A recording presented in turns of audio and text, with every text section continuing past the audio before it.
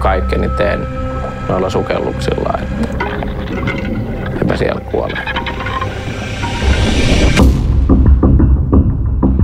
Norjan reissuun lähdettiin oikeastaan sillä ajatuksella, että meidän oli tarkoitus mennä kuvaamaan se reitti läpi, se syvä osuus, koska sitä ei ole kuvattu koskaan aikaisemmin.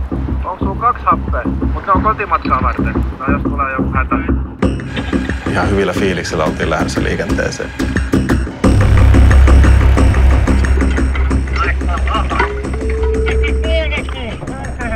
Siitä sitten tuli sellainen ongelmien vyöry, että tuli semmoinen vaan mieleen, että jää kaikki sinne nyt.